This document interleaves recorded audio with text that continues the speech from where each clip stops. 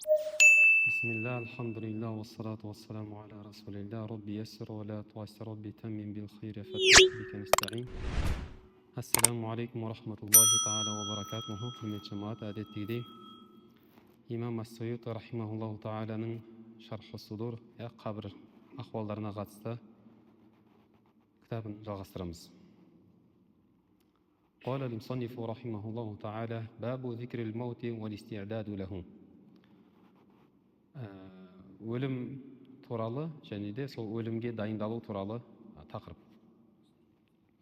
أخرج الترمذي والنسائي وابن ماجه عن أبي هريرة رضي الله عنه قال رسول الله صلى الله عليه وسلم أكثر ذكر هذه اللذات الموتى.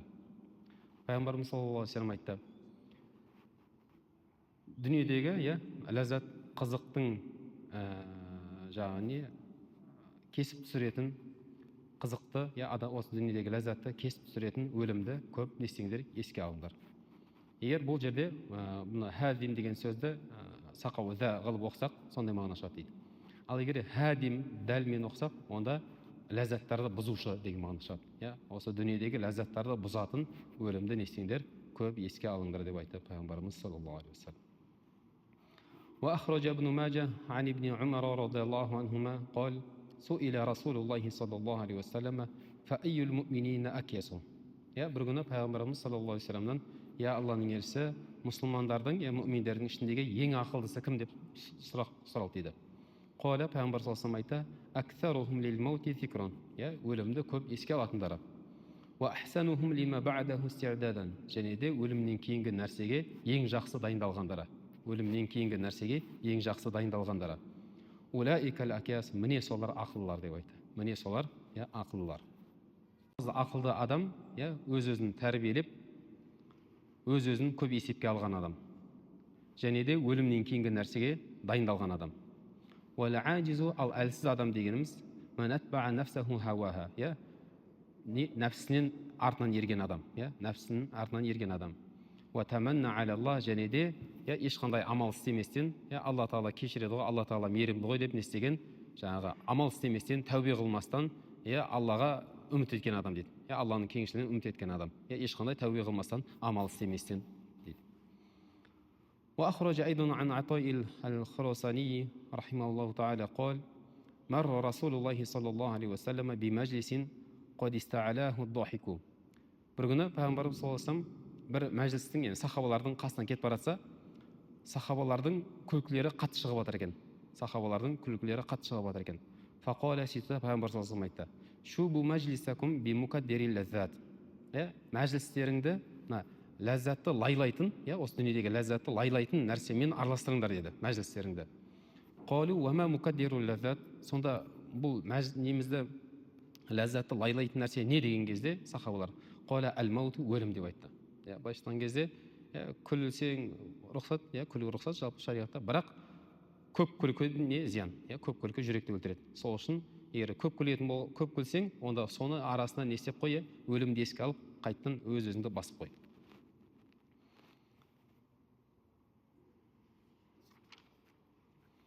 وأخرج ابن أبي شيبة رحمه الله تعالى في المصنف والإمام أحمد في الزهد عن ابن السابط رحمه الله تعالى قال ذكر عند النبي صلى الله عليه وسلم رجل فأثني عليه. Bir күні Пайғамбар саллаллаху алейхи ва салламның қасында бір кісі айтылды дейді. Сөйтті де жаңағы ол жақсы адам еді деп не істеді, сахабалар қасындағы жаңағы айтты: жақсы адам, тақуа жігіт деп. Фақала Расулуллахи саллаллаху алейхи ва саллям, сөйтті Пайғамбар саллаллаху алейхи ва саллям: кайфа зикруху лил маут. Ол жалпы өлімді қаншалықты жиі еске алады деп сұрады, жаңағы сахабалар мақтаған кісі туралы. Фалам юзкар залика минху. Сөйтсе ол кісінің ондай қасиеті жоқ екен, өлімді көп еске алатын қасиеті жоқ екен. Фақала ма хуа кама тазкурун. Онда ол жаңа сендер мақтап атқан адам, сендер мақтап атқан сияқты емес деді. Егер жаңа сендер мақтап атқандай жақсы болатын болса, онда ол міндетті түрде не істеу керек еді, өлімді көп еске алу керек еді. Ал өлімді көп еске алмай ма, онда сендер мақтап атқан сияқты, онда сендер мақтап атқандай емес деді. وقال بعضهم, кейбір ғұламалар айтқан екен: "Ман аксара зикрал маути укрима би саласати ашия." Кім өлімді жиі еске алса, онда ол кісіге мына үш нәрсе беріледі дейді. Біріншісі таъжилу тәуба, үнемі тәубені тездетіп, егер бір күнә істеп қойса, бірден артынша тәубе қылады. Өйткені өлімді жиі еске алып жүреді.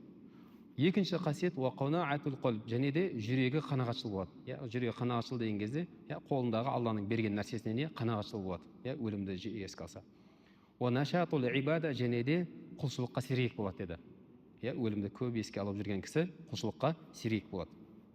Уаман насиял маута уқиба би саласати ашия. Ал енді кім өлімді ұмытып қойса, өте сирек еске алатын болса, онда мына үш нәрсемен несейді жаңа сыналады дейді. Тасуифу тауба, тәубені ертеңге қалдырып қояды. Бір тәубе қыламыз ғой. Екіншісі уатарки ридо бил кафаф, және де Алла тағала жеткілікті берген дүниеге разы болмайды дейді. Алла тағала жеткілікті берген дүниеге разы болмайды. Үшіншісі уаттакасулу фил ибада, және де құлшылықта не болады? Жалқаулық істейді. Құлшылықта неседі? Жалқаулық істейді.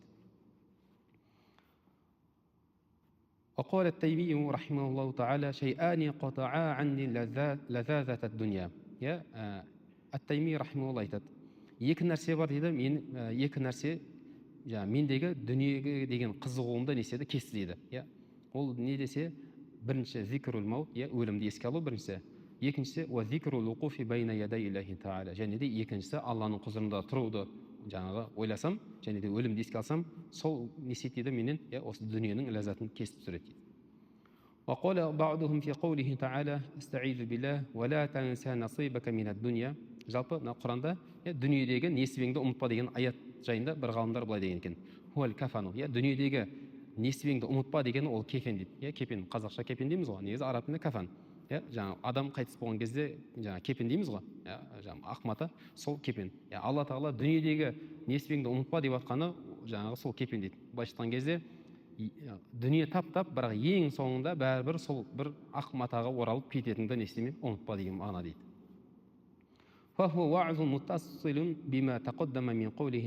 Бұл жаңағы аяттың алдыңғы аятпен байланысты уағыз дейді. Аятта, оның алдындағы аятта мағынасы ай утлуб фима аатакаллаху минад дуния аль-джанната бисарфиха фима юсилу илайха. Алла тағаланың саған берген дүниесін сол жәннатқа апаратын амалдарға жұмсау арқылы несе жаңағы сол жәннатты сол мен ізде деп айтады. Жәннатты қалай ізде десе, Алла тағала берген дүние арқылы сол жәннатқа апаратын амалдарға жұмсау арқылы несе ақыретті ізде. ولا تنسى أنك تترك جميع مالك إلا نصيبك الذي هو الكفن. Және де сен бүткіл мал дүниеңді тастап, бір кепеңді ғана алып кететінді не істеме, ұмытпа деген мағына дейді. وأخرج أبو نعيم عن أبي هريرة رضي الله عنه قال جاء رجل إلى النبي صلى الله عليه وسلم فقال يا رسول الله ما لي لا أحب الموت. Бір күні пайғамбар саллаллаху алейхи бір кісі келіп былай деп сұрайды: "Я Алланың елшісі, неге мен өлімді жақсы көрмеймін?" деді. Неге мен өлімді жақсы көрмеймін? Қала пайғамбар саллаллаху алейхи айтты: "Алака малун?" Сенің дүниең бар ма деді. Қала наам, дүнием бар. Қала қаддимху фа инна қалбил муъмини ма'a малихи. Сен не істе, оны алдыға жібер. Өйткені муъминнің жүрегі сол дүниесімен бірге болады дейді. Алдыға жібер дегені, мысалы адам бір садақа берсе, ол ақыретке жұмсаған, алдына өз алдына неседі қойғаны, ақыретке сақтап қойғаны. Алдыңа жібер дегені сол. Алла үшін жұмсада, сөйтіп несе ақыретің үшін сақтап қой. Ин қаддамаху ахабба ялхақу бихи. Егер ол алдыға қарай ақыретке жұмсаса, онда сол ақыретке жұмсаған дүниесімен жолығуды несеп тұрады, жақсы көріп тұрады. Ва ин аххараху ахабба ятаххара мa'аху. Ал егер дүниеге осы қалдырып қойса, дүниеге қалдырып қойса дегені, өз жесе, қысқасы бір Алла разы болмайтын нәрселерге жұмсаса деген сияқты, сөйтіп осы дүниеде қалуын жақсы көрсе, онда адам, мұсылман адам да неседі, сол дүниесімен бірге дүниеде қала беруді неседі, жақсы көре береді.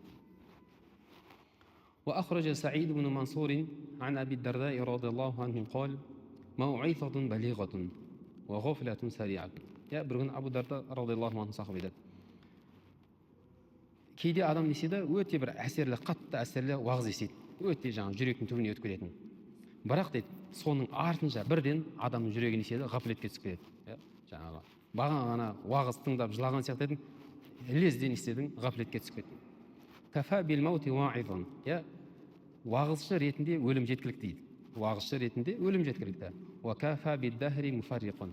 Және де адамдардың ажыратушысы, адамдардың арасын бөліп жатқан нәрсеге уақыт жеткілікті дейді. Уақыт дегені былай айтқан кезде, мысалы осы уақытқа дейін қанша адамдарды көрдік, бізден не істеп жатыр, ажырап жатыр.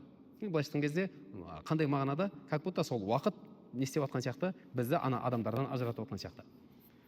Аль-яуму фид-дури ва гадан фил-қубур. Бүгін үйіңдесің, бір жылы жұмсақ төсегіңдесің, ал ертең қабірге айналасың. Ертең не қабірде жатасың. وأخرج ابن أبي الدنيا عن رجاء بن حيوة رحمه الله تعالى قال ما أكثر عبد ذكر الموت إلا ترك الفرح والحسد. Рожа ибн Хайуа рахималла айтады, пенде өлімді көп еске алса, онда көп қуану мен көре алмаушылық тастайды дейді. Өйткені көре алмаушылықта не жатыр? Үміт жатыр да, ары қарай көп өмір сүру үміт жатыр. Және де көп қуануда не жатыр? Үміт жатыр да, көп ұзақ өмір сүремін деген. Енді сол өлімді көп еске алса, осы екі нәрсені тастап қояды дейді. وأخرج ابن أبي شيبة رحمه الله تعالى عن عون بن عبد الله قال ما أحد ينزل الموت حق منزلته إلا عبد عد غدا ليس من أجله. Өлімді лайықты түрде еске алған кісі міндетті түрде ертеңгі уақытты өзінің өмірінің бір бөлшегі ретінде қарамайды дейді. Былайша айтқан кезде, мысалы, бәріміз дәл қазір ертеңгі күнді, немесе не то что ертеңгі күн, алдағы бірнеше жылда өміріміздің бөлшегі ретінде қараймыз. Өйткені өміріміздің бөлшегі ретінде қарау деген мағына, план құрып тастаймыз. Келесі жыл бүйтсек, сөйтсек деген. Ол сол келесі жыл бүйтсек деген біз не деп ойлап тұрмыз? Сол келесі келе жатқан уақытта өміріміздің бір бөлшегі ретінде соған бір 100% жететін сияқты көреміз. Ал енді өлімді көп еске алған адам дейді, келесі жыл былай тұрсын, ертеңгі күнді өмірдің бөлшегі ретінде қарамайды дейді. Яғни ода не жоқ, яқин жоқ, ертеңге 100% жетем деген. Кам мин мустақбилин яуман ла ястакмилуху. Қаншама адам өтті дейді осы уақытқа дейін, ертең деп жүріп, сол ертеңге жетпей қалған. Варажин годан ла яблугу. Ертеңгі күнді үміт етіп жүріп, бірақ ертеңге жетпей қалған қанша адам бар. Иннака лау тарал ажала ва масираху ла абғаттал амала ва ғурураху. Егер сен ажалыңды білгенде, башыттан кезде, нақты өлетіңді білгенде, онда үмітті және сол үміт сыйлап атқан алдауларды тастайтын, жек көретін едің дейді. Яғни үміт, мысалы, не істейді бізге? Үміт келесі жылға жетем деген үміт бар бізде. Енді сол келесі жылға, келесі алданғы уақытқа жетем деген үміт не сыйлайды бізге? Жалған үміттер сыйлайды. Бүйтсем, сөйтсем деген. Оның барлығы жаңағы мейлі Алла разылығы үшін амал болатын болса да, бірақ кім кепіл ол уақытқа жететінге. Енді сол ертеңгі күнді, жаңағы өзінің өмірін үлестіретінде қарамаған адам, және де өлімді көп еске алған адам не істейді? Сол үміт және де сол үмітке қатысты жаңағы алдауларға не істемейді? Алданбайды дейді. وأخرج أيضا عن أبي حازم رحمه الله تعالى قال انظر الذي تحب أن يكون معك في الآخرة. Ақыретте сенімен бірге болған, ақыретте сенімен бірге болуын қалайтын нәрсені қара дейді. Яғни не нәрсені ертең ақыретте сенімен бірге болуын жақсы көресің? Фақаддимхул яума. Енді сол ақыретте ертең сенімен бірге болуын қалаған нәрсені бүгін істе дейді. Бүгін істе. Мысалы, ақыретте алдымыздан көп ораза, көп намаз, көп Құран оққан, көп садақа деген сияқты амал көп қой. Сол ақыретте сенің алдынан шығуын қалаған нәрсені бүгін істе дейді.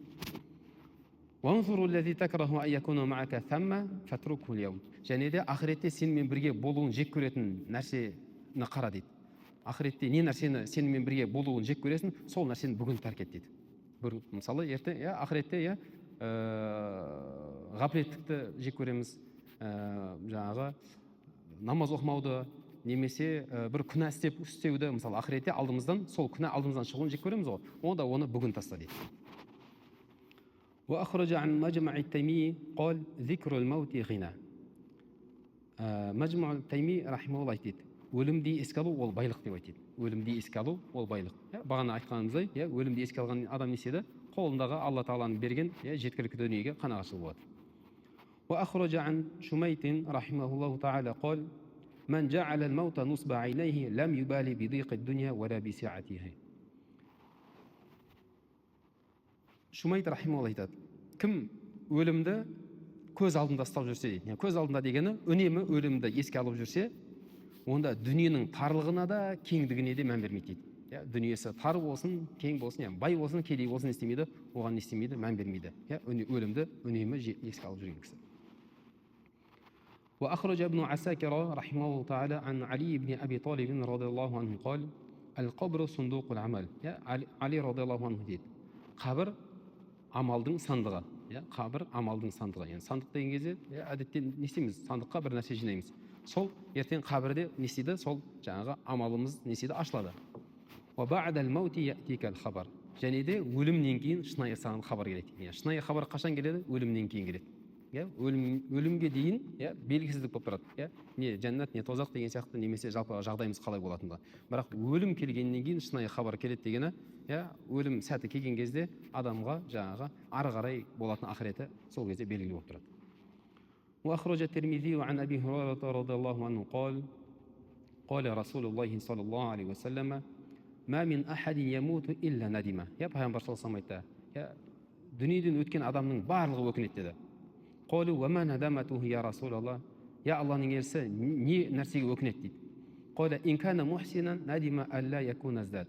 Егер жақсы кісі болған болатын болса, тақуа кісі болған болса, жақсы амал істеп жүрген кісі болатын болса, онда ол кісінің өзі өкінеді не деп? Көбірек істегенімде ғой, көбірек істегенімде ғой деп өкінеді. Ва ин кана мусиан надима алла якуна наза. Ал егер күнәһар болған болатын болса, әттеген-ай сол кезде жаңа тыйылуым керек еді сол күнә амалдардан деп несейді өкінеді дейді. Бабу ма юину аля зикрил маут. Өлімді еске алуға көмектесетін нәрсе туралы тақырып. أخرج مسلم عن أبي هريرة رضي الله عنه قال رسول الله صلى الله عليه وسلم زوروا القبور فإنها تذكر الموت. Пайғамбар саллаллаху алейхи ва саллям айтты, қабірді зиярат етіңдер, өйткені ол сендерге өлімді еске түсіреді. وأخرج ابن ماجه والحاكم عن ابن مسعود رضي الله عنه أن رسول الله صلى الله عليه وسلم قال كنت نهيتكم عن زيارة القبور فزوروها. Пайғамбар саллаллаху алейхи ва саллям мен сендерді, исламның алғашқы уақытында Пайғамбар саллаллаху алейхи ва саллям сахабаларды қабірге зиярат етуден тыйған. Кейін, жаңағы иман орныққаннан кейін, жаңағы біраз нәрсе белгілі болғаннан кейін, сосын барып, енді сендер зиярат етіңдер деп айтады. فإنها تزهد في الدنيا وتذكر الآخرة. Өйткені ол дүниеде былайша айтқан кезде зухд деген нәрсе бар, шариғатта.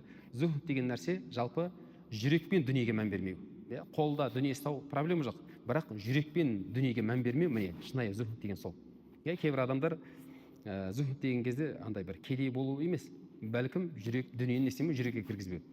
Енді сол жаңа қабірге барып өлімді еске алсаңдар, сонда несейді жүрекпен дүниені жақсы көруді несейді шығарып тастайды. Жүрегіңмен дүниені жақсы көрмейтін боласың. Және де ақыретті несеп тұрады, сендерге еске салып тұрады.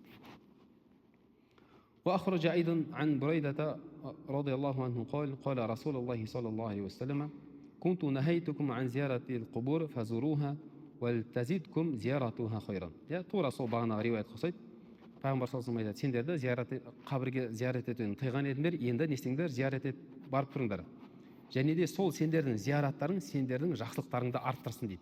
Жақсылықтарыңды арттырсын дегені просто так әшейін барып келу емес. Барып ғибрат алып, өз-өзін есепке алып деген сияқты жаңағы не істеп, сол жаңағы қабірдегі жатқан кісілердің жағдайын ойлап деген сияқты не істеу, бір өзгеріс болсын дейді. وأخرج أيضا عن أبي ذر رضي الله عنه قال لي رسول الله صلى الله عليه وسلم زور القبور تذكر به الآخرة. Пайғамбар саллаллаху алейхи ва саллям Абу Зар сахаба айтады, қабірді зиярат ет. Және енді сол қабірді зиярат етсең, сен несесін ақыретті еске аласың.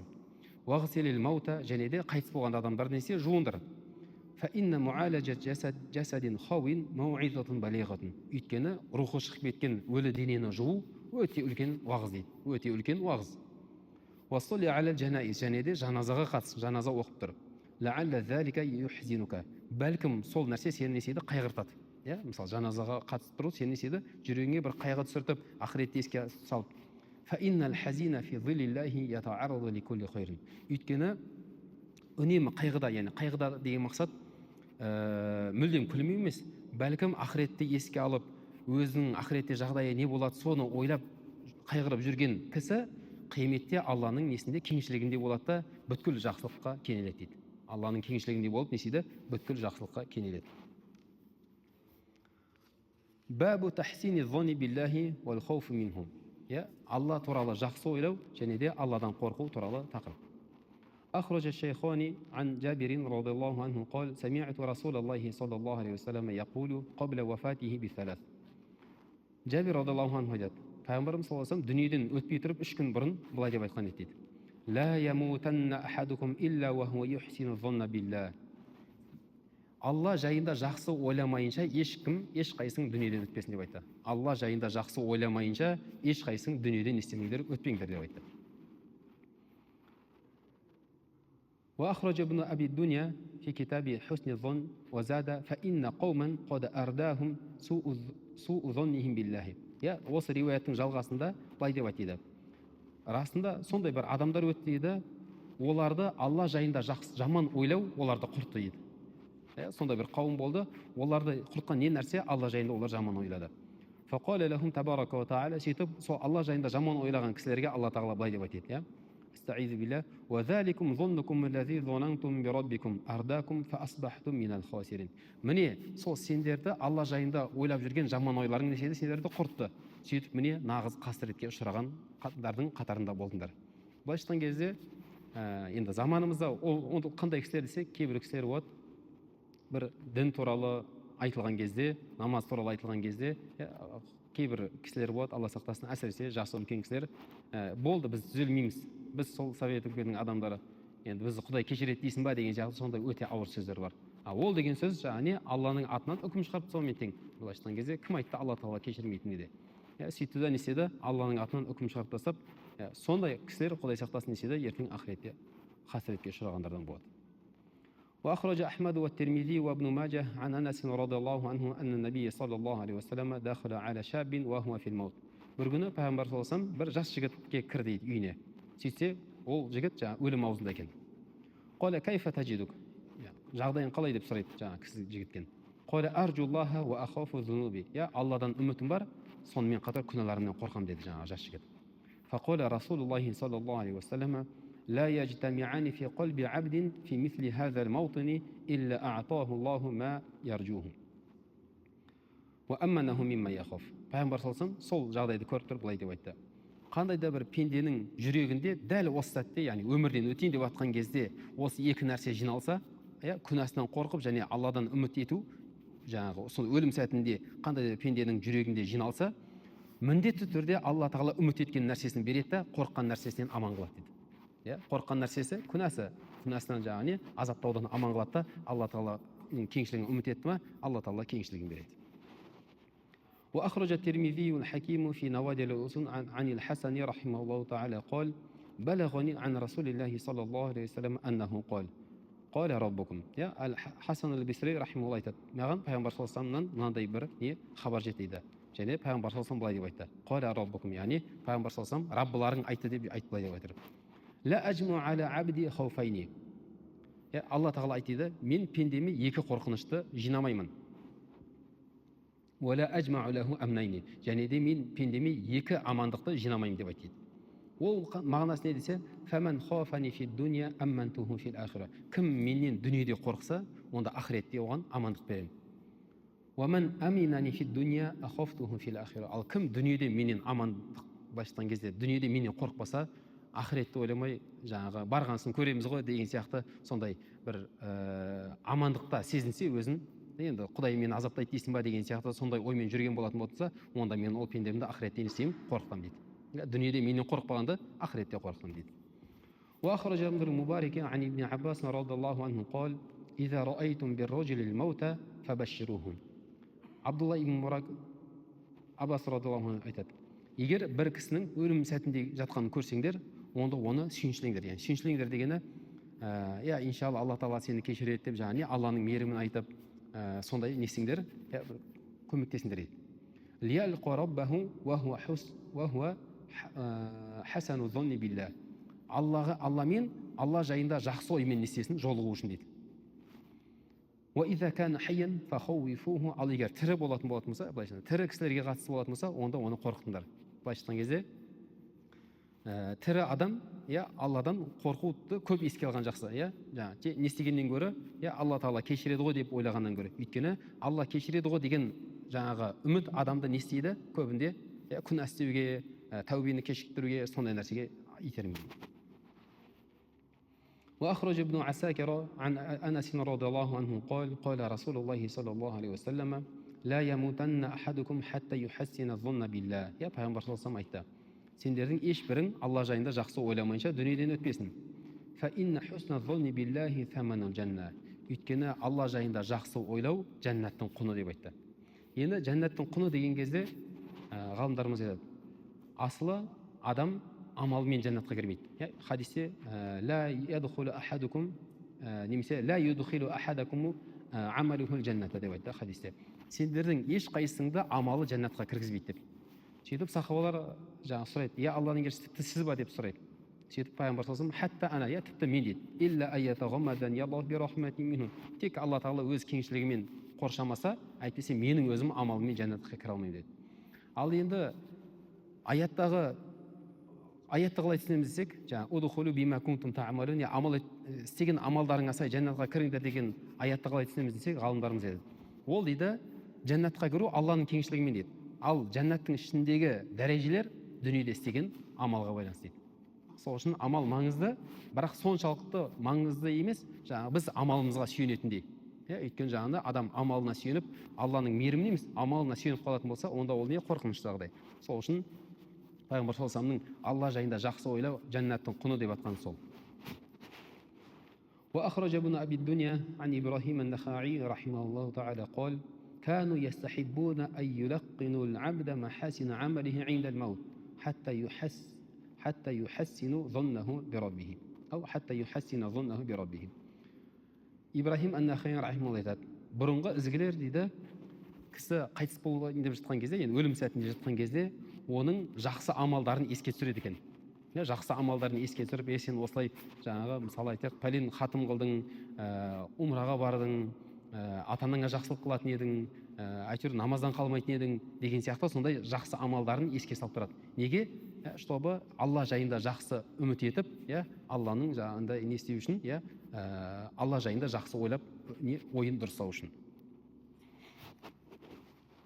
وأخرج ابن أبي شيبة رحمه الله تعالى في المصنف عن ابن مسعود رضي الله عنه قال والله الذي لا إله غيره لا يحسن أحد الظن بالله إلا أعطاه الله ظنه. ибн Масуд айтады. Одан басқа Құдай жоқ болған Алламен ант етем дейді. Қандай да бір пенде Алла жайында жақсы ойласа, Алла тағала міндетті түрде сол ойлаған жақсы ой несиді береді. Береді дегені, иншалла жаңағы дүниеде Алла тағала кешіреді деп үміт етті ме, онда сөзсіз Алла тағала несиді күнәсін кешіреді.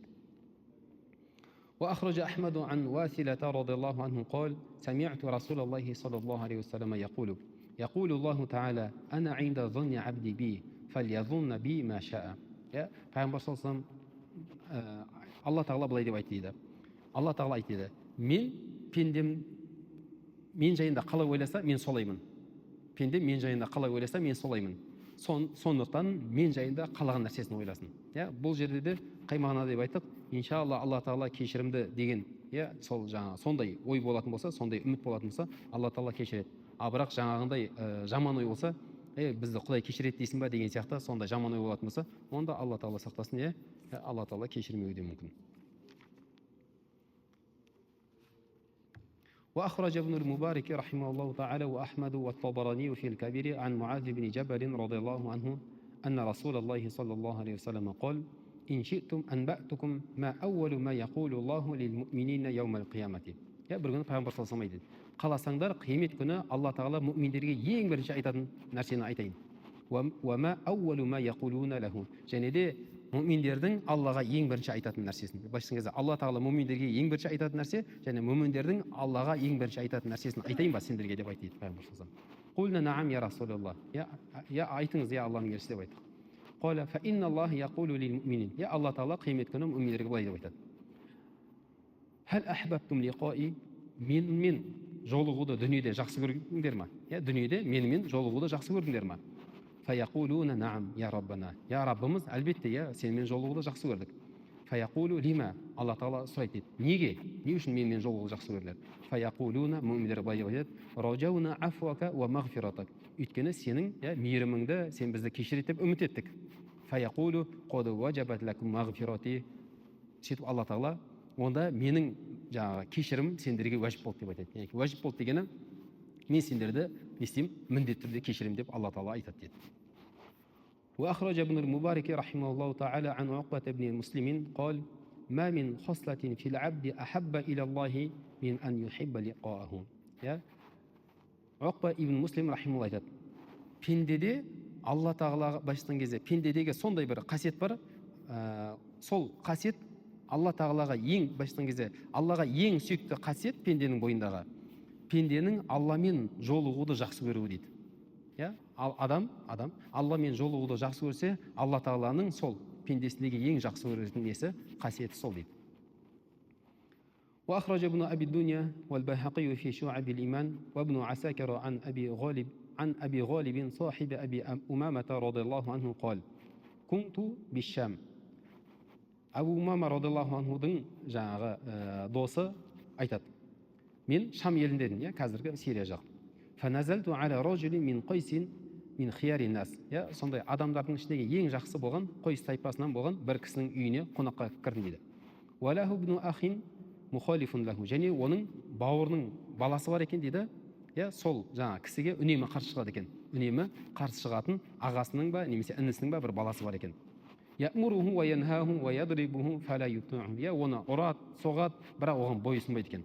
Ағасының інісі жаңа кісіге үйдің иесіне не істемейді екен, бойұсынбайды екен. فمرض الفتى. сөйтіп жаңағы бойұсынбайтын жігіт бір күні ауырды дейді. فبعث إلى عمه. сөйтіп жаңағы көкесіне жаңағы адам жібереді, осылай мен ауырып жатырмын, маған келіңіз деп. бірақ жаңағы көкесі оған ренжігендіктен келмейді. сөйттім да мен жаңағы көкесінің бардым, енді бала ауырып жатыр ғой, жаңағы ертең бір нәрсе болып кетсе барып қал жағдайын сұрасай, жаңағы қанша дегенмен бауырыңның жаңағы баласы ғой деп сөйтіп оны көндіріп жаңағы ауырып жатқан жігіттің үйіне алып келмеді. فأقبل عليه يشتمه ويقول أي عدو الله ألم تفعل كذا. сөйтіп жаңағы барасап жаңағы ауырып жатқан жігітті сөйге бастады дейді. Алланың дұшпаны, мен саған қанша рет жаңағы былай айттым, істемедің, және де осындай күнә істейтін едің деп неседі, жаңағы ауырып жатқан баланы сөйге бастады дейді. قال أرأيت أي عم لو أن الله دافعني إلى والدتي ما كانت صانعة بي. сөйтіп жаңағы ауырып жатқан жігіт жаңағы көкесіне, ұрысып жатқан көкесіне былай деп айтады. Көке дейді, егер Алла тағала мені анама берсе, былайшытқан кезде Алла тағала айтса менің анама, мына балаңның ақыретін өзің шеш деп, жәннат немесе тозақ өзің шеш деп анама рұқсат берсе, анам не істейтін еді, қалай ойлайсың деп айттын дейді. قال والله ما كانت تدخلك الجنة. Аллаға қасам, сені жәннатқа кіргізетін еді, өйткені сенің туған анаң ғой деп. قال فوالله لله أرحم بي من والدتي. сөйтіп жаңағы бала айтады, Алламен қасам айтайын, Алламен антышайын, Алла тағала менің анамнан да маған не мейірімді. Менің анам жаңағы былайшытқан кезде сондай мейірімді ойлап тұрмыз, бірақ Алла тағала менің анамнан да мейірімді.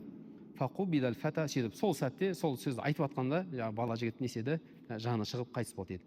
ودفنه عمه فلما سوى اللبنة سقطت منه لبنة فوثب عمه فتأخر.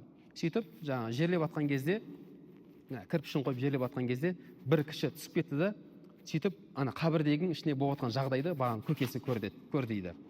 сөйтті де жаңағы атып секіріп тұрды дейді, көрген нәрсені жаңағы. Құлту мәшәнука. сөйтіп жаңағы осы оқиғаны айтып беріп жатқан кісі айтады, не болды деп айттым дейді. Қала мулиа қабруху нуран.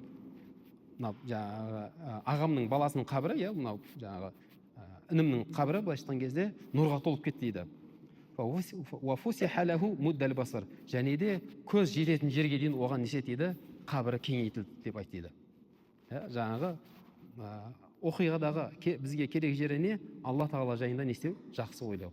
Алла тағала турасында жақсы ойлау. Былайшытқан кезде біз дүниеде ешқандай амал мен не істей алмаймыз, Алланың мейіріміне жете алмаймыз, не сияқты? Алла жайында жақсы ойлау сияқты. Былайшытқан кезде пенденің ең үлкен амалы Алла жайында жақсы ойлау. Ал бірақ бағанағы амалдар, енді Алла қабыл етсін, бірақ амалдар емес шешетін. Ең бірінші нәрсе не істеу? Алла жайында жақсы ойлау. Бірақ бұл жерде шарт не? Алла жайында жақсы ойлау деген кезде Алланы дұрыс тану шарт. Алланы не істеу? Дұрыс тану шарт. Өйткені жаңағы біреу Алла тағаланы дұрыс танымай, бір пұт ретінде елестетіп, немесе бір қате жаңағы нәрсемен ойлап жүріп, еще сөйтіп жүріп жаңағы кешіріп десе, ол нәрсе Құдай сақтасын, есептемеуі мүмкін. Енді алла тағала әркім жағдайын жақсы біледі. Бірақ дегенмен де алла жайында жақсы ойлаудың бірінші шарты не болу керек?